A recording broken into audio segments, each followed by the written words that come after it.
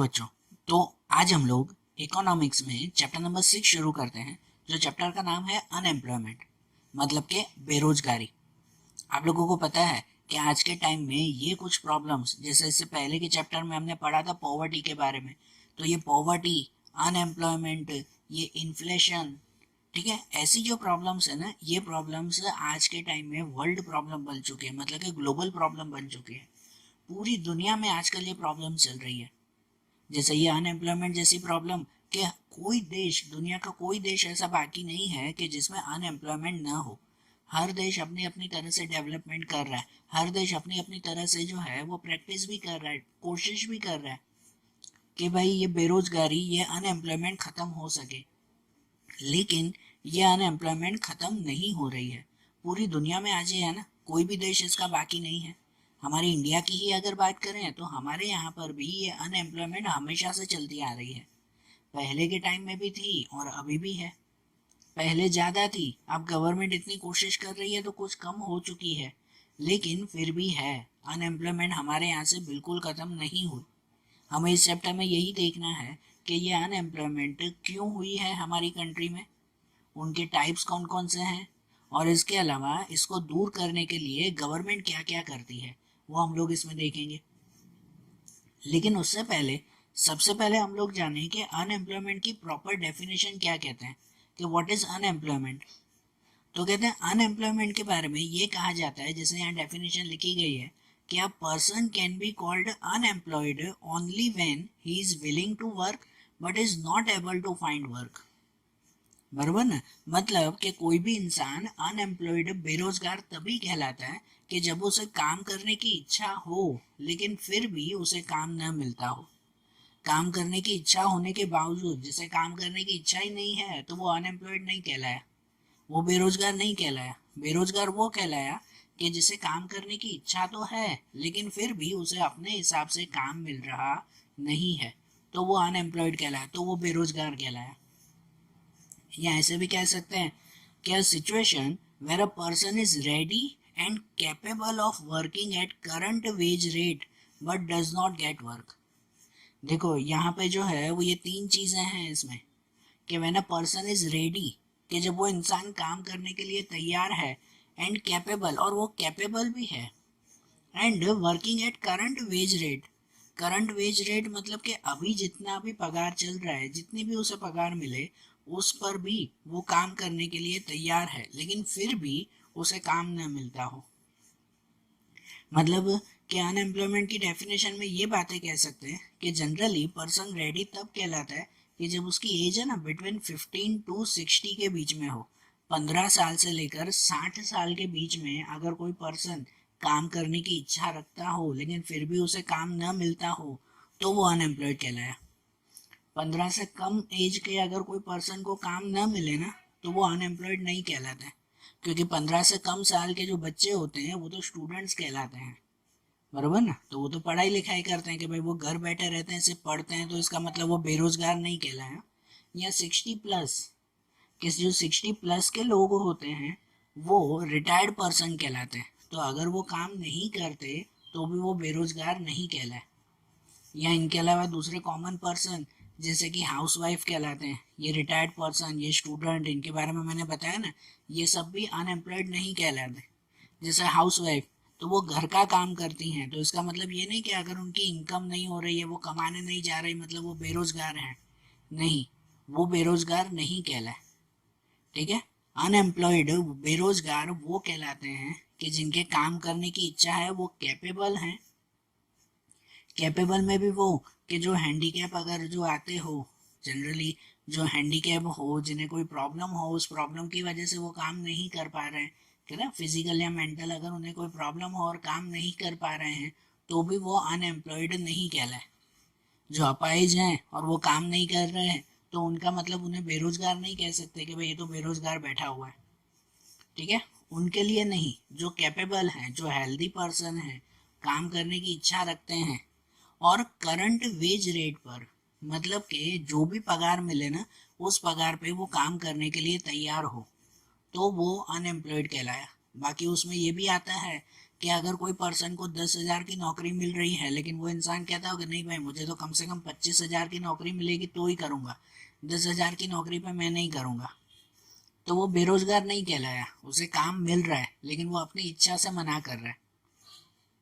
बरोबर ना, कि अपनी इच्छा से वो मना कर रहा है, उसे काम तो मिल रहा है ना, 10,000 की नौकरी तो मिल रही है ना, तो वो इंसान बेरोजगार नहीं कहलाया। बेरोजगार वो कहलाया जो वो 10 क्या वो कहता हो कि यार 10 की जगह मुझे 8 भी मिलेंगे ना तो भी मैं काम करने के लिए तैयार हूँ, लेकिन फिर भी उसे अगर काम न मिलता हो तो वो इंसान बेरोजगार कहलाया। इसलिए इसकी डेफिनेशन भले एक लाइन की है कि भाई जिस इंसान को he is willing to work, मतलब उसे काम करने की इच्छा है पर फिर भी काम नहीं मिल रहा, तो वो अनएम्प्लॉयड कहलाया। और ये काम करने की इच्छा में ये सभी टॉपिक आ जाते हैं कि वो पर्सन हेल्दी होना चाहिए, 15 to 60 एज के बीच में होना चाहिए और कोई भी पगार पे काम करने के लिए तैयार होना चाहिए। इसके बावजूद अगर उसे काम न मिले तो वो अनएम्प्लॉयड, नहीं तो वो बेरोजगार कहलाया नहीं। आप सब भी जैसे अभी फिलहाल जो है वो स्टडी कर रहे हो, बराबर ना, आप सब अभी स्टूडेंट हो, आपके ऊपर कोई पैसे कमाने की जिम्मेदारी अभी नहीं है। तो अगर आप लोग पैसे नहीं कमा रहे हो और सिर्फ पढ़ाई कर रहे हो, कोई नौकरी वगैरह नहीं कर रहे हो, तो इसका मतलब आप लोग भी अभी बेरोजगार नहीं कहलाए, बरोबर ना। लेकिन फ्यूचर में आपकी काम करने की इच्छा होगी कि यार चलो अब जो है वो घर के लिए कुछ पैसे कमाने, कि भाई अब खुद के लिए कुछ करना है और मुझे काम करना है, लेकिन उसके बावजूद आपको कहीं पर भी कोई काम न मिले तो फिर जो है वो बेरोजगारी कहलाई। समझ आ रहा है ना। और हमारे इंडिया में ऐसी बेरोजगारी बहुत है कि ऐसे बहुत सारे लोग हैं कि जिनको जो है वो काम करने की इच्छा है फिर भी उनको काम मिलता नहीं है, और फिर उनकी प्रॉब्लम दिन ब दिन बढ़ती जाती है। क्योंकि जनरली जो अनएम्प्लॉयड पर्सन होता है ना वो इकोनॉमिकली डिपेंडेंट हो जाता है। क्या हो जाता है? इकोनॉमिकली डिपेंडेंट, मतलब पैसों के ऊपर फिर वो दूसरे पे डिपेंड रहता है। और इसकी वजह से सोसाइटी में एक जैसे वो प्रेस्टीज के साथ, एक क्या कह सकते हैं, एक रिस्पेक्ट के साथ जो उसे रहना होता है ना वो नहीं रह पाता। फिर हमें पता है ना हमारी सोसाइटी में हर कोई जो है वो फिर उसे टोकता रहता है कि यार कुछ कमा नहीं रहा है, कुछ कमा नहीं रहा है, कि भाई जो है वो घर के पैसों पर खा रहा है, ऐसे उसे टोकते रहते हैं ना, तो उसका सेल्फ रिस्पेक्ट चला जाता है अनएम्प्लॉयड पर्सन का। अब उसकी काम करने की तो इच्छा है ना लेकिन काम मिल नहीं रहा है, तो फिर वो बेचारा क्या करे। तो ऐसे पर्सन की जो है वो प्रॉब्लम्स और बढ़ जाती हैं, बराबर ना। इसलिए कह सकते हैं कि ये अनएम्प्लॉयमेंट की जो प्रॉब्लम है ना वो सिर्फ इकोनॉमिक प्रॉब्लम नहीं है, सिर्फ पैसों की प्रॉब्लम नहीं है, लेकिन पैसों के साथ साथ सोशल प्रॉब्लम भी है। ये सोशल प्रॉब्लम, रिलीजन प्रॉब्लम, या तो फिर कितनी बार पॉलिटिकल प्रॉब्लम भी ये कहलाती है। ठीक है, तो अब जैसे अनएम्प्लॉयमेंट की डेफिनेशन हमने समझी, अब इनके बाद एक छोटा सा टॉपिक आता है जो आता है टाइप्स ऑफ अनएम्प्लॉयमेंट। कि अनएम्प्लॉयमेंट के टाइप्स कौन कौन से हैं। देखो अनएम्प्लॉयमेंट के टाइप्स है ना हर एक कंट्री में अलग अलग तरह से होते हैं, और हमारे यहाँ पर अनएम्प्लॉयमेंट के बारे में स्टडी करके श्री राजकृष्ण कमेटी ने, श्री राजकृष्ण कमेटी हमारे भारत की एक कमेटी है जो इनके ऊपर स्टडी करते हैं, पॉवर्टी, अनएम्प्लॉयमेंट जैसी प्रॉब्लम्स के ऊपर। और उनके ऊपर स्टडी करके उन्होंने 2011-12 में 4 मेजर्स बताए, मतलब 4 चीज़ें बताई जिनके हिसाब से अनएम्प्लॉयमेंट को मेजर किया जा सकता है या तो उनके टाइप्स बताए जा सकते हैं। इसलिए कहते हैं, ये नाम भी याद रखना जो यहाँ लिखा हुआ है कि to know the nature and types of unemployment, Shri Raj Krishna committee report in 2011-12 has given 4 measures. उन्होंने 4 चीज़ें हमें बताई है। कौन कौन सी 4 चीज़ें? तो time, income, willingness and productivity. Unemployment के अगर टाइप्स जानने हो तो ये 4 चीज़ें समझनी जरूरी है, एक एक करके समझना। सबसे पहले टाइम।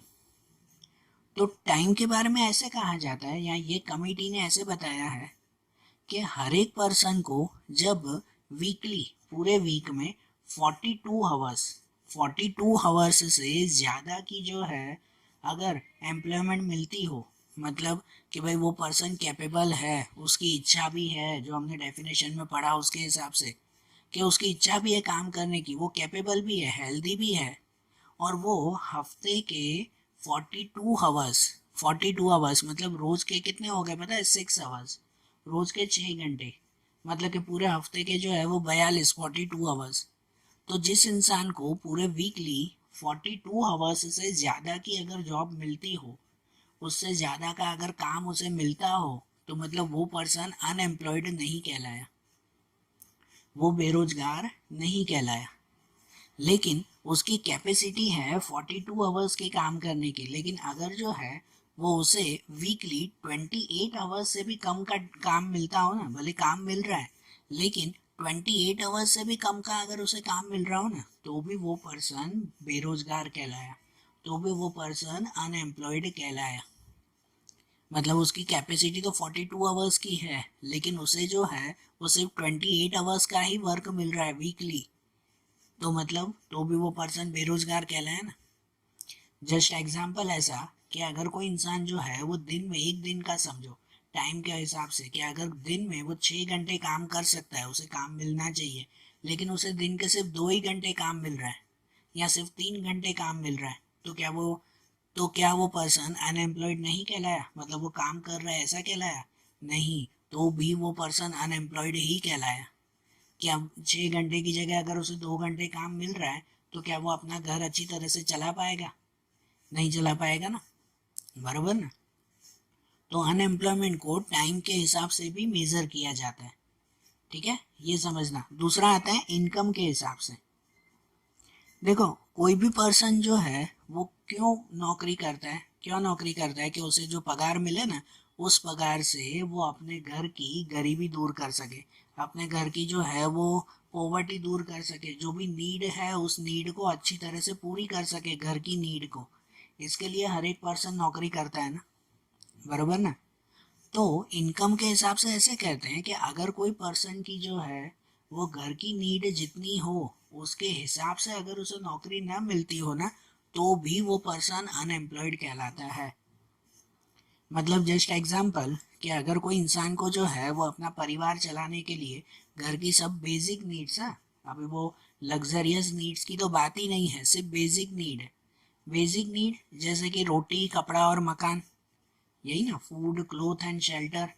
कि भाई इतना भी जो है वो चीज़ें कंप्लीट करने के लिए अगर कोई पर्सन को अपनी फैमिली के लिए पूरा महीने के 30,000 रुपये चाहिए कि भाई उसकी बेसिक नीड्स पूरी हो जाए, इसके अलावा हेल्थ की प्रॉब्लम्स होती हैं तो उसके लिए भी जो है वो कुछ पैसे चाहिए होते हैं, ये सब बेसिक नीड होती है ना। तो इसके लिए अगर कोई पर्सन को जो है वो महीने के 30,000 रुपये चाहिए कि भाई अपना घर अच्छी तरह से चलाने के लिए, लेकिन उसे नौकरी मिल रही है महीने की 15,000 रुपये की, उसे चाहिए घर चलाने के लिए महीने के 30,000 रुपये, लेकिन उसे नौकरी मिल रही है 15,000 रुपये, तो भी वो पर्सन अनएम्प्लॉयड कहलाता है, बराबर ना। तो भी वो पर्सन बेरोजगार कहलाया। ऐसा नहीं वो 15,000 कमा रहा है मतलब वो रोजगार उसे मिल रहा है, नहीं। ये कमेटी ऐसा कहती है कि भाई तो भी वो पर्सन हाफ अनएम्प्लॉयड कहलाया, ठीक है ना, अर्ध बेरोजगार जिसे कहते हैं, हाफ अनएम्प्लॉयड, क्योंकि उसे जितनी इनकम चाहिए उतनी इनकम उसे मिल पाती नहीं है। समझ गए ना। इसके बाद दूसरा आता है, वो आता है विलिंगनेस। कि विलिंगनेस मतलब कि भाई इच्छा, कि अगर कोई पर्सन को जो है वो जिस हिसाब से काम करने की इच्छा हो, जिस बड़ी पोस्ट पे काम करने की इच्छा हो, लेकिन उस इच्छा के हिसाब से, उस पोस्ट के हिसाब से उसे जॉब ना मिलती हो, और उससे कम में जो है वो उसे जॉब मिलती हो ना, तो भी वो पर्सन अनएम्प्लॉयड कहलाता है, या तो हाफ अनएम्प्लॉयड कहलाता है, ठीक है। मतलब ऐसा कि जिस पर्सन ने अगर सीए की स्टडी कंप्लीट की हो, कि उसने सीए की डिग्री है उसके पास है, लेकिन उसे जॉब मिल रही है क्लर्क की, तो वो क्या कहलाया? कि इसका मतलब वो काम कर रहा है ऐसा कहलाया? नहीं, तो भी वो पर्सन हाफ अनएम्प्लॉयड कहलाया, कि वो आधा बेरोजगार कहलाया, क्योंकि उसकी डिग्री सीए की है, बराबर ना। किसी ने डॉक्टर की स्टडी कंप्लीट की हो, उसने डॉक्टर की डिग्री ली हो और उसे जॉब मिल जाए कंपाउंडर की, तो क्या वो ठीक है? नहीं है ना। तो क्या वो रोजगार कहलाया? मतलब वो एम्प्लॉयड कहलाया? नहीं कहलाया, वो अनएम्प्लॉयड ही कहलाया, हाफ अनएम्प्लॉयड कहलाया। कि भाई उसकी विलिंगनेस के हिसाब से, उसकी उसकी इच्छा के हिसाब से उसे काम मिला नहीं है, बराबर। और उनके बाद आता है प्रोडक्टिविटी। प्रोडक्टिविटी का मतलब होता है कि भाई उसकी काम करने की, समझो एफिशिएंसी, उसके काम करने की कैपेसिटी, क्षमता, कि अगर कोई पर्सन जो है वो जितना काम कर सकता है, उसकी कैपेसिटी जितनी ज़्यादा है, उतना काम अगर वो कर सकता हो लेकिन उसकी कैपेसिटी के हिसाब से अगर उसे काम न मिलता हो तो भी वो पर्सन अनएम्प्लॉयड कहलाता है। मतलब जैसे आपके टेक्स्ट बुक में एक एग्जांपल दिया हुआ है, जैसे अगर कोई इंसान वो दिन के 20 मीटर अगर कपड़ा बना सकता हो, कितना, दिन का 20 मीटर कपड़ा अगर वो तैयार कर सकता हो, भाई इतनी उसकी कैपेसिटी है कोई कपड़े बनाने की फर्म में, लेकिन उसे काम मिलता हो सिर्फ दिन के 10 मीटर कपड़े बनाने का, मतलब उसकी कैपेसिटी है दिन के 20 मीटर कपड़े बनाने की, लेकिन उसे काम मिल रहा है सिर्फ 10 मीटर बनाने के लिए ही, तो इसका मतलब कि तो भी वो अनएम्प्लॉयड कहलाया, वो हाफ अनएम्प्लॉयड कहलाया। ठीक है, ये चीजें समझना बेटा। तो अनएम्प्लॉयमेंट को जानना हो ना तो उसके लिए ये चार चीजें भी काउंट करनी पड़ती है। और उसके बाद हम लोग अनएम्प्लॉयमेंट की प्रॉपर टाइप से समझें कि अनएम्प्लॉयमेंट के कौन कौन से टाइप्स आते हैं, कि जिनमें सबसे पहला आता है वो आता है ओपन अनएम्प्लॉयमेंट। ओपन अनएम्प्लॉयमेंट इसका मतलब कहलाता है कि कभी कंप्लीट कंप्लीट बेरोजगारी जिसे कहते हैं। जैसे आज के टाइम में अगर कोई इंसान जो है वो उसकी समझो कैपेसिटी है, उसके पास अच्छी डिग्री भी है, उसके पास काम करने की इच्छा भी है, लेकिन फिर भी अगर उसे काम न मिलता हो तो उसकी अनएम्प्लॉयमेंट वो ओपन अनएम्प्लॉयमेंट कहलाई। जो मेन डेफिनेशन आती है ना वो ओपन अनएम्प्लॉयमेंट के लिए ही कहलाती है। Open unemployment generally cities area में, मतलब कि जो अर्बन एरियाज कहलाते हैं उसमें सबसे ज़्यादा देखने को मिलती है, और वो भी यंग पीपल में। जनरली जो 15 टू 25 एज के जो पीपल होते हैं उनमें ये ओपन अनएम्प्लॉयमेंट देखने को मिलती है। इनमें जनरली कैसा होता है कि ये हमारे यहाँ पर अर्बनाइजेशन ज़्यादा से ज़्यादा होता जा रहा है, मतलब नई नई सिटीज़ बनती जा रही हैं, लेकिन उनके हिसाब से फिर लोगों के पास वहाँ पे काम करने के लिए प्रॉपर नॉलेज नहीं होती, प्रॉपर ट्रेनिंग नहीं होती, स्किल नहीं होती, तो उसके पास काम करने की इच्छा है लेकिन उसके हिसाब से फिर काम मिलता नहीं है। कितने सारे लोग ऐसे होते हैं ना कि भाई गांव छोड़कर शहर में चले आते हैं कि चलो शहर में अच्छा खासा काम मिलेगा, लेकिन शहर में आए यहाँ पर काम ढूंढने गए तो जहाँ पर भी काम ढूंढने जाओ वहाँ पे लोग कहते हैं कि भाई इसको तो कंप्यूटर पहले आना चाहिए, इसको तो ये काम पहले आना चाहिए, ऐसा उसके सामने कंडीशन रखी जाती है।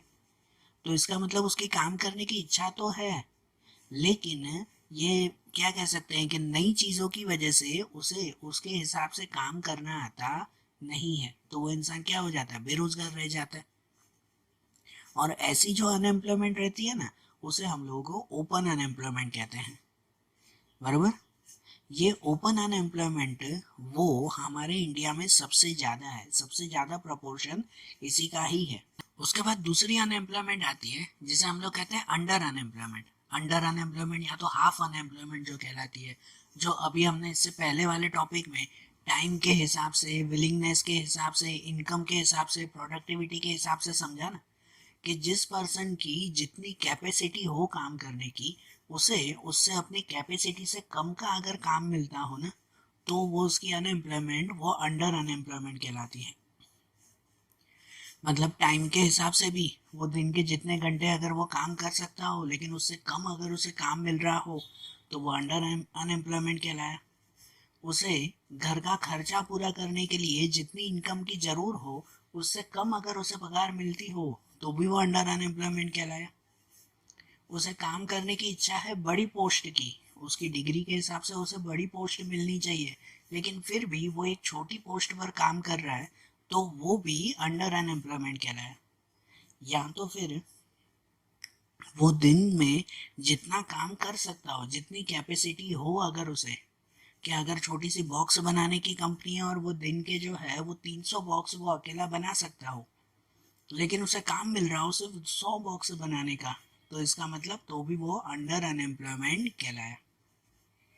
उसकी पर्सन की कैपेसिटी के हिसाब से अगर उसे कम काम मिल रहा है ना तो वो क्या कहलाता है, अंडर अनएम्प्लॉयमेंट कहलाता है, बरोबर।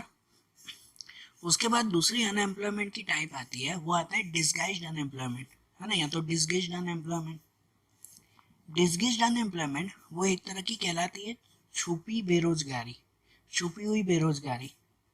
इसका मतलब ये कहते हैं कि अगर कोई वर्क में कोई भी जगह पर जहाँ काम चल रहा हो वहाँ पर ज़रूरत से ज़्यादा लोग अगर काम कर रहे हो, ध्यान से सुनना, कि जिस भी जगह पर जहाँ पे ज़रूरत से ज़्यादा लोग अगर काम कर रहे हो और एक्स्ट्रा लोगों को निकाल देने के बाद भी अगर काम में कोई भी फर्क नहीं पड़ता हो, तो वो एक्स्ट्रा लोगों को निकाल देने से उन्हें जो बेरोजगारी मिलती है ना, उन्हें जो अनएम्प्लॉयमेंट मिलती है ना, वो एक तरह की डिसगेज्ड अनएम्प्लॉयमेंट कहलाती है। मतलब एक एग्जांपल से समझो कि अगर कोई शॉप चल रही है और उस शॉप को संभालने के लिए 5 लोगों की ही जरूर है। कितना लोगों की? 5 लोगों की जरूर है कि एक छोटी सी शॉप को संभाल लेता है, ठीक है ना, 5 लोग मिलकर। लेकिन अगर वहां पर जो है वो 3 लोग एक्स्ट्रा काम कर रहे हैं, 5 की जगह 8 लोग वहां पर काम कर रहे हैं, तो वो जो 3 लोग एक्स्ट्रा होंगे ना, वो उनकी डिसगेज्ड अनएम्प्लॉयमेंट कहलाएगी।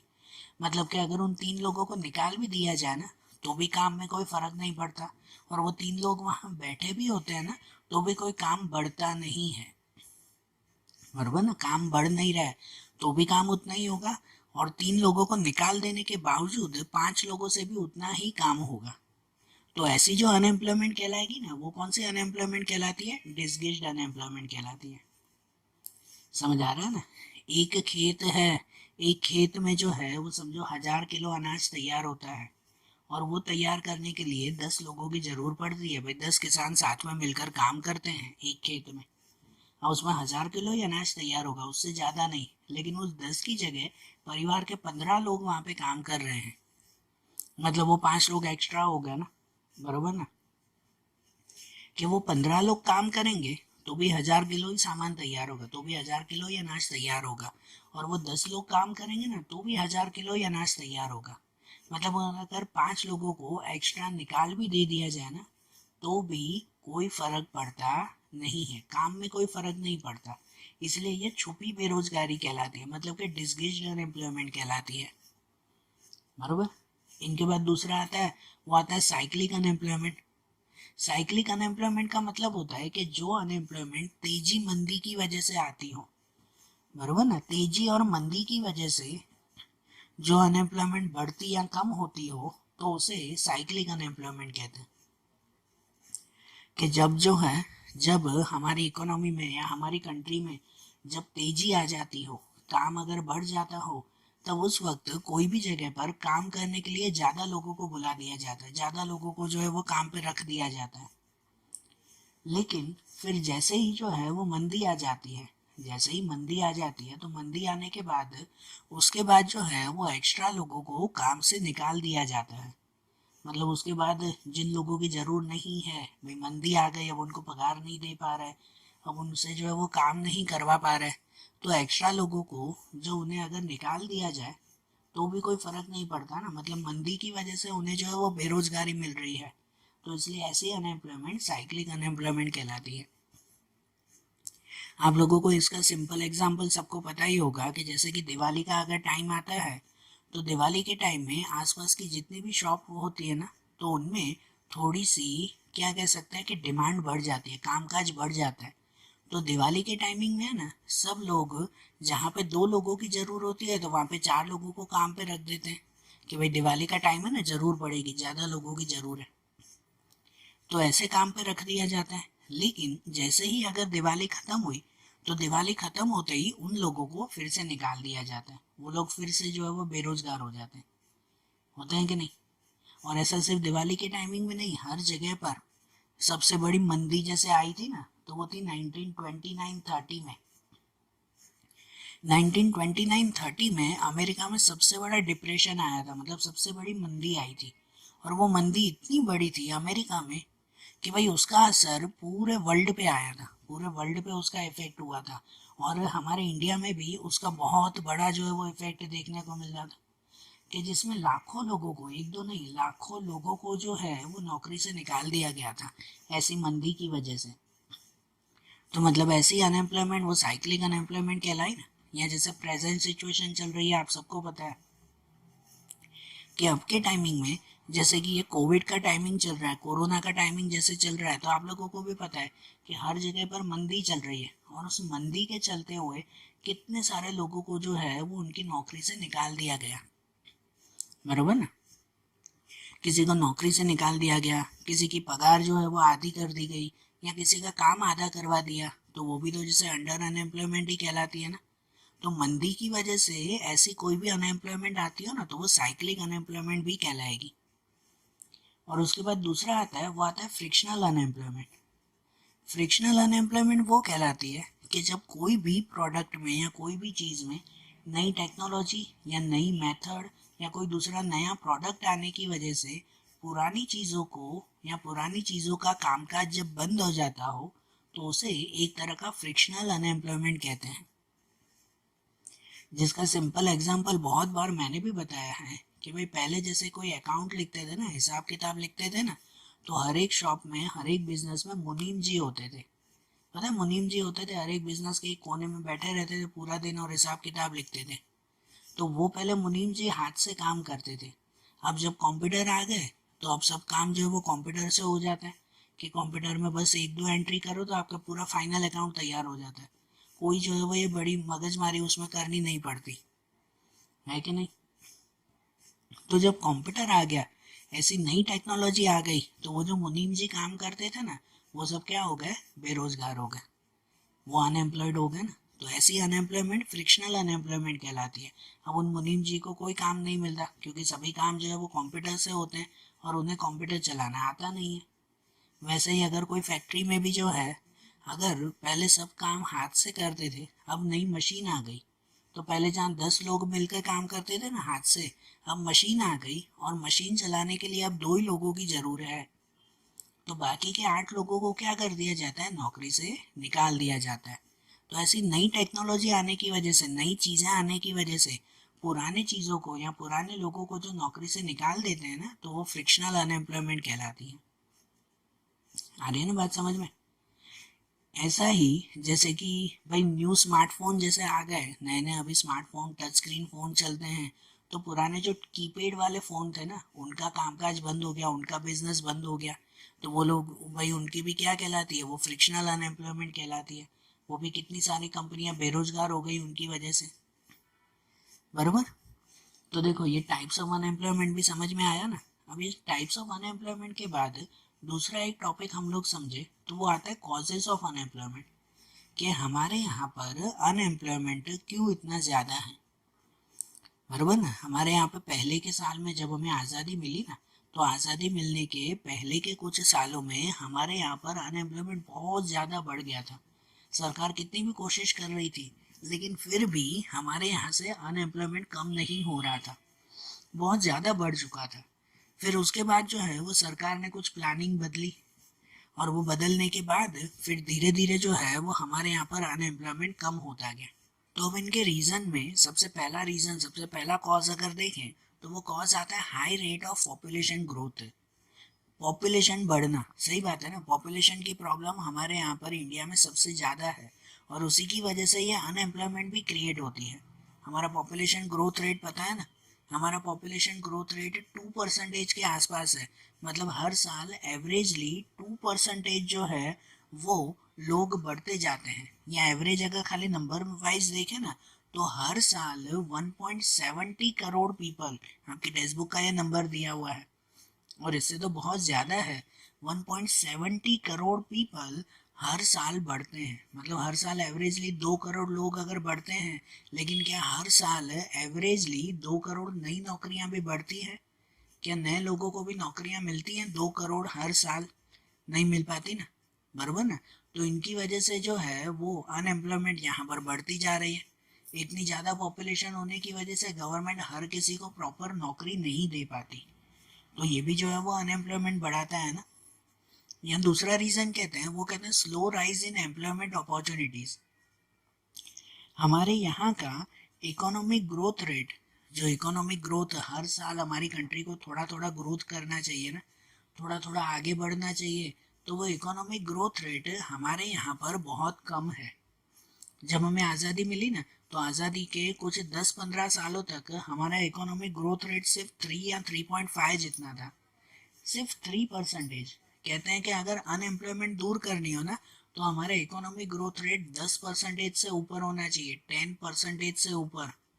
लेकिन जब आज़ादी मिली तब उस वक्त हमारे इंडिया की हालत ऐसी थी कि हमारा इकोनॉमिक ग्रोथ रेट सिर्फ 3% था। मतलब हर साल समझो ना तो खाली 3% जितनी जो है वो नई नई नौकरियां तैयार हो रही थी।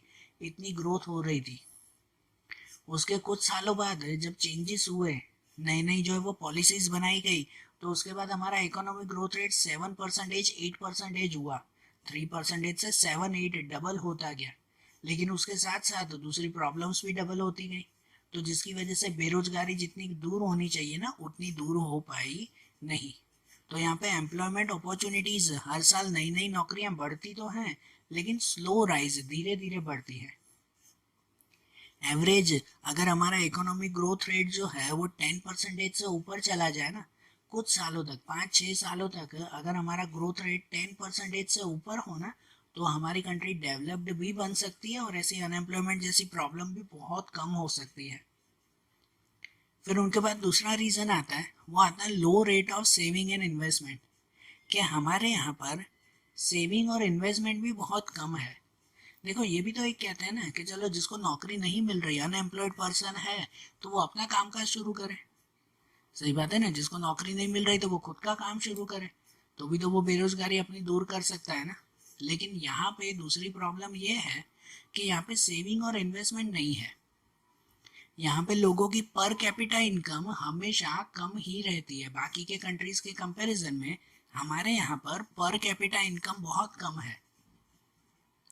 पर कैपिटा इनकम है ना, हमारी कंट्री की टोटल इनकम, कंट्री की टोटल नेशनल इनकम और टोटल पॉपुलेशन के डिवाइड से काउंट करते हैं ना, तो हमारी कंट्री की नेशनल इनकम तो बढ़ रही है, लेकिन उसके कंपैरिजन में पॉपुलेशन भी इतनी ज़्यादा बढ़ गई है कि पर कैपिटा इनकम जो है वो एवरेजली कम ही रही। और इसकी वजह से दूसरा कि जो मिडिल क्लास पीपल, जो पुअर पीपल हैं, उनके खर्चे ही इतने ज़्यादा हैं कि उनके पास कोई सेविंग, कोई इन्वेस्टमेंट वगैरह बचती ही नहीं है कि भाई वो अपना बिजनेस शुरू कर सके, अपना कामकाज शुरू कर सकें। उनकी इनकम भी बढ़ती है तो सामने खर्चा भी उतना ही बढ़ जाता है, वो तो उसी कंडीशन में रह जाते हैं। मतलब कोई इंसान अगर ऐसे सोचता हो कि यार अभी मेरी पगार जो है वो 10,000 रुपये है ना, कि मैं जो है वो कुछ महीनों में अपनी पगार बढ़ाकर जो है वो 15-20 हज़ार करवा दूंगा, मैं मेहनत करूंगा, पगार बढ़ा के 15-20 हज़ार कर दूंगा, तो हर महीने मेरे 5,000 की सेविंग होगी ना, तो वो 5,000 की एक्स्ट्रा सेविंग से अगले साल मैं अपना बिजनेस शुरू करूंगा, बराबर ना, हर महीने 5-5 हज़ार सेव करके। लेकिन फिर जो है वो हमारे इकोनॉमी में चेंज आ जाता है, चीज़ों के प्राइस बढ़ जाते हैं, खर्चे बढ़ जाते हैं, तो मतलब जो उसकी 5,000 की सेविंग थी, तो वो सेविंग हो ही नहीं। सही बात है ना, उसकी पगार भले 5,000 बढ़ गई, तो सामने घर के खर्चे भी 5,000 बढ़ गए, तो उसकी सेविंग तो हुई नहीं ना, तो इसकी वजह से भी वो लोग अनएम्प्लॉयड ही रह जाते हैं। समझ आ रही है ना बात, कि वो लोग अपना कुछ काम नहीं कर पाते। इसके बाद दूसरा आता है, वो आता है कैपिटल इंटेंसिव प्रोडक्शन टेक्निक। आपको पता है ना कि हमारे यहाँ पे प्रोडक्शन करने के लिए जनरली दो मेथड मानी जाती है। वो आती है कैपिटल इंटेंसिव और दूसरा आता है, वो आता है लेबर इंटेंसिव। कैपिटल इंटेंसिव का मतलब कहलाता है मशीनों के थ्रू प्रोडक्शन करना, मशीनों से प्रोडक्शन करना, वो कैपिटल इंटेंसिव में माना जाता है। और लेबर इंटेंसिव मतलब कि जो मजदूरों से, हाथ से काम करवाना, लोगों से काम करवाना, तो वो लेबर इंटेंसिव कहलाता है। हमारे यहाँ पे कैपिटल इंटेंसिव प्रोडक्शन टेक्निक बढ़ती जा रही है, मतलब मशीनों से काम करवाना बढ़ता जा रहा है, तो जिसकी वजह से क्या हो रहा है कि भाई लोग ज़्यादा से ज़्यादा बेरोजगार बैठे रहते हैं। अब जो काम लोगों को करना चाहिए वही काम अगर मशीनें करेगी तो लोग तो बेरोजगारी बैठेंगे ना। इसे दूर करने के लिए हमारे यहाँ पर ज़्यादा से ज़्यादा लेबर इंटेंसिव प्रोडक्शन टेक्निक अपनानी चाहिए, कि अगर यही काम जो है वो मशीनों की जगह पर, भले मशीनों का यूज़ करें, लेकिन वो एज अ हेल्प, सिर्फ उस पर टोटली डिपेंड नहीं होना चाहिए। अगर उसी की जगह पर मशीनों के साथ साथ लोगों को भी उतना ही काम अगर दे दिया जाए ना, उतना ही काम दे दिया जाए, तो उसकी वजह से जो है वो लोगों को अच्छी खासी नौकरी मिल सकती है। हर कॉमन जो है वो चीज़ों में भी, जैसे पहले जो है वो नई ब्रिज बनती थी, पुल जैसे बनती थी, रास्ते बनाए जाते थे, रेलवे के ट्रैक्स बनाए जाते थे, तो ये सब चीज़ें पहले लोग ही तो बनाते थे ना, बराबर ना। मशीनों का यूज़ कहाँ होता था, लोगों से ही बनता था। अब तो प्रॉपर मशीन आ चुकी है, बड़ा सा ट्रैक्टर एक ज़मीन पे चलता है, तो जिसके ऊपर डामर भी लग जाता है, पत्थर भी रख जाते हैं, पक्का सीमेंट भी हो जाता है, सब चीज़ें एक ही मशीन जो है वो कर देती है। तो फिर लोग क्या काम करेंगे, बराबर ना। एक इंसान खाली ट्रैक्टर चलाता है और नीचे जो है वो रोड बनता जाता है, ऐसी टेक्नोलॉजी भी आ चुकी है। लेकिन इस टेक्नोलॉजी की वजह से अब एक इंसान खाली पूरा रोड बना लेता है, तो बाकी के लोग तो बेरोजगार ही रहेंगे ना। उसकी जगह पर जो है वो पहले 500 लोगों को जो है रोड बनाने का काम मिलता था, तो 500 लोग मिलकर एक बड़ा सा रोड तैयार करते थे, तो उन 500 लोगों को नौकरी भी तो मिलती थी ना। सही बात है कि नहीं? तो इसीलिए ये कैपिटल इंटेंसिव प्रोडक्शन टेक्निक, उनसे भी अनएम्प्लॉयमेंट बढ़ता है। यहाँ दूसरा, लेक ऑफ वोकेशनल एजुकेशन। ये तो छोटा सा सिंपल सा पॉइंट है कि हमारे यहाँ पर वोकेशनल एजुकेशन की बहुत कमी है। वोकेशनल एजुकेशन मतलब कि प्रैक्टिकल एजुकेशन। हमारे यहाँ पर सिर्फ और सिर्फ थियोरिकल एजुकेशन ही दी जाती है, प्रैक्टिकल एजुकेशन नहीं। और इनकी वजह से जो है वो हमारे यहाँ पर अनएम्प्लॉयमेंट बढ़ती है। यहाँ पे एजुकेशन की क्वालिटी उतनी अच्छी नहीं है जितनी होनी चाहिए थी। तो क्या कहते हैं कि भाई लोग जो है वो अपनी अगर बड़ी डिग्री भी हासिल कर लेते हैं, कोई बड़ा सा जो है वो कोर्स कंप्लीट कर लेते हैं, कुछ नॉलेज ले लेते हैं, लेकिन वो सिर्फ थियोरिकल नॉलेज होती है। प्रैक्टिकली जब उन्हें काम देते हैं तो वो लोग कर नहीं पाते। किसी ने सीए की पूरी पढ़ाई कंप्लीट कर ली, अच्छी तरह से सीए में जो है वो अच्छे परसेंटेज भी आ गए, लेकिन जब वो कंपनी में जो है वो अकाउंट लिखने गया ना, तो उसके सामने कंपनी के मालिक ने जो है वो 100 बिल रख दिए कि लो भाई ये 100 बिल हैं, अब इसकी एंट्री करो। तो वो प्रैक्टिकली तो उसे पता ही नहीं है कि बिल की एंट्री कैसे करते हैं। टेक्स्ट बुक में, सीए की पढ़ाई में जो है वो टेक्स्ट बुक में ये सिखाया जाता है कि देखो टेक्स्ट बुक में ये क्वेश्चन है, उसमें एंट्रीज दी गई है, उसमें से एंट्री करो आप लोग। टेक्स्ट बुक में से तो ऐसे सिखाया जाता है ना, लेकिन वहाँ कोई कंपनी में जाओ तो वहाँ टेक्स्ट बुक पढ़ी होती है नहीं ना, वहाँ तो पक्के बिल होते हैं कि लो भाई ये बिल है इस पर्सन का, ये इसका बिल है, ये उसका बिल है, करो इसकी एंट्री। तो प्रैक्टिकली उसे आता ही नहीं है कुछ। सही बात क्या नहीं? आप लोग अगर स्विमिंग सीखने जाते हो तो स्विमिंग सीखने के लिए प्रैक्टिकल नॉलेज होनी चाहिए ना, कि स्विमिंग की थियरी सीख लोगे तो आप लोगों को स्विमिंग करनी आ जाएगी? नहीं ना। यही चीज़ हमारे यहाँ की एजुकेशन में है, ये सिर्फ थियरिकल नॉलेज दी जाती है। इसकी वजह से जब वो इंसान पढ़ लिख भी जाता है ना, तो भी उसे पूरी नौकरी मिलती नहीं है। या दूसरा, lack of manpower planning. Manpower planning मतलब ये कि हमारे यहाँ पर जो है वो गवर्नमेंट की प्रॉपर लोगों के लिए कोई प्लानिंग नहीं है। यहाँ पर का एजुकेशन सिस्टम ऐसा है, यहाँ का एजुकेशन सिस्टम इस तरह से बन चुका है कि भाई उसमें जो लोग टैलेंटेड हैं, जो सच में जो है वो कुछ सही काम करना जानते हैं, तो उनके ऊपर कोई भी जो है वो ध्यान नहीं देता। ध्यान दिया जाता है तो सिर्फ किसके ऊपर? तो बस सिर्फ एग्ज़ाम पास करनी है, या तो पैसों के ऊपर ध्यान दिया जाता है, इन्हीं चीज़ों के ऊपर, और कुछ भी नहीं। तो कितने सारे ऐसे लोग हैं हमारे यहाँ पर कि भाई जिससे जो है, जो लोग टैलेंटेड हैं रियल में, जिनको बहुत टैलेंट है और जिन्हें जो है वो रियल में कुछ नया करने की इच्छा भी है, लेकिन उनको हमारे यहाँ से कोई भी सपोर्ट नहीं मिलता, न गवर्नमेंट से सपोर्ट, न और किसी से सपोर्ट। तो वो लोग क्या करते हैं पता है? तो वो लोग इंडिया छोड़कर दूसरे देश में चले जाते हैं कि छोड़ो ना, यहाँ कौन काम कर रहा है, दूसरी जगह पर काम करते हैं। मतलब जो फ़ायदा इंडिया को मिलना चाहिए ना, तो वो फ़ायदा वो जाकर दूसरे देश को देते हैं।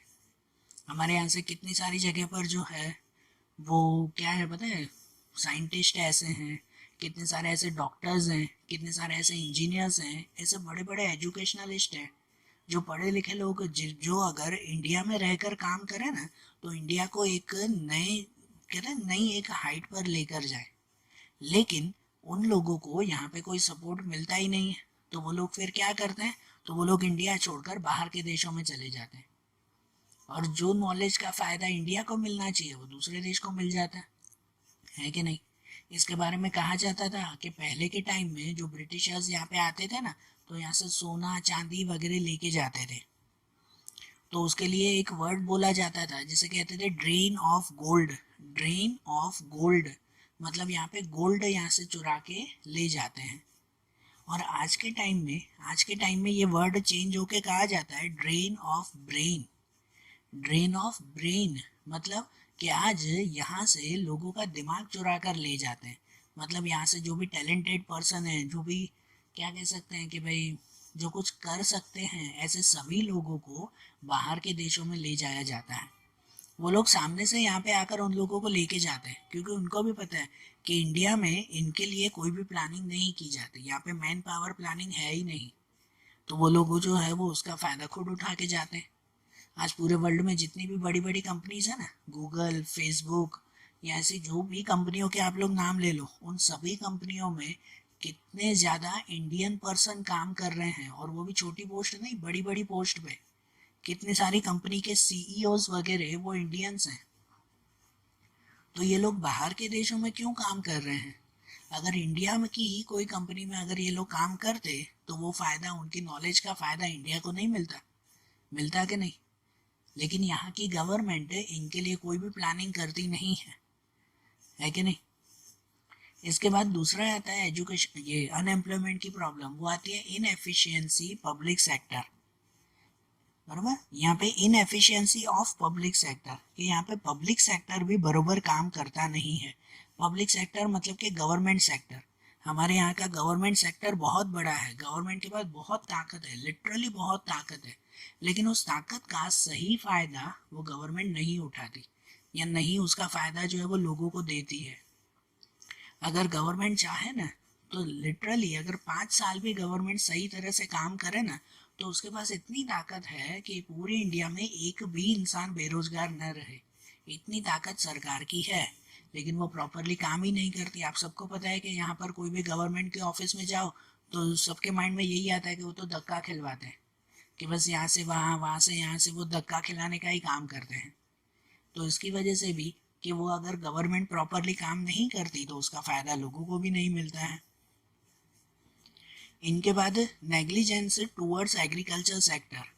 हमारे यहाँ इंडिया वो जो है वो एग्रीकल्चरल कंट्री है ना, एग्रीकल्चरल कंट्री, लेकिन उसके बावजूद हमारे यहाँ पर जो है वो एग्रीकल्चर को नेग्लेक्ट किया जाता है, इग्नोर किया जाता है। एग्रीकल्चर का जितना डेवलपमेंट होना चाहिए उतना डेवलपमेंट नहीं है। जब आज़ादी मिली तो सरकार ये सोचने लगी कि बड़ी बड़ी इंडस्ट्री शुरू करेंगे, इंडस्ट्रियल सेक्टर बढ़ाएंगे, सर्विस सेक्टर बढ़ाएंगे। ठीक है, वो बढ़ाया, वो सही बात है, लेकिन उसके सामने मेन जो हमारा एग्रीकल्चर सेक्टर है उसे इग्नोर कर दिया, तो ये बात गलत है ना।